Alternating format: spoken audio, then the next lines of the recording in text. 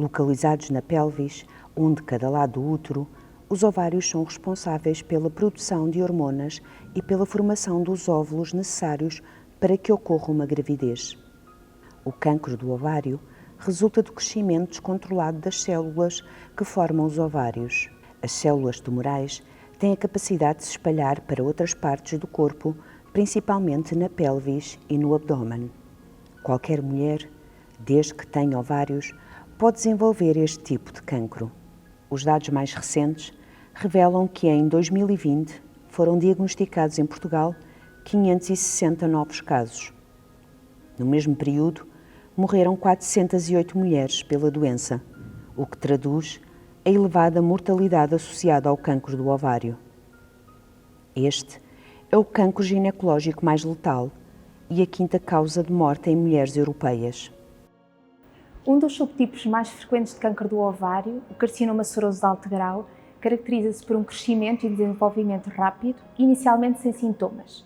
Estes surgem frequentemente em fases mais avançadas de doença e são inespecíficos, o que leva a um atraso no diagnóstico. Queixas como obstipação, distensão abdominal, sensação de inchaço, enfartamento, menor tolerância ao esforço e perda de peso são sintomas pouco específicos e que fazem diagnóstico diferencial com doenças benignas e malignas.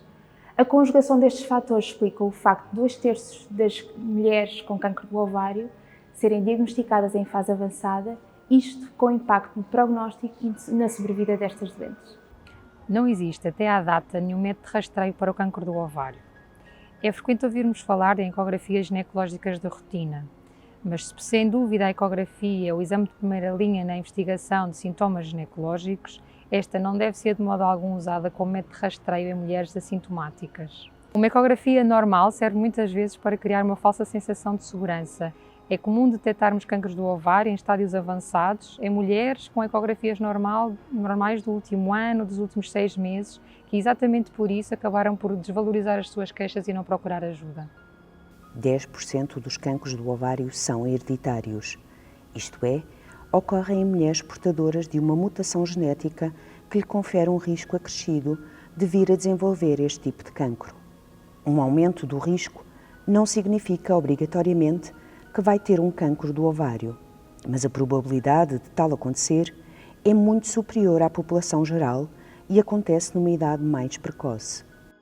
Se considerarmos a população em geral, não há nenhum método preventivo para o cancro do ovário.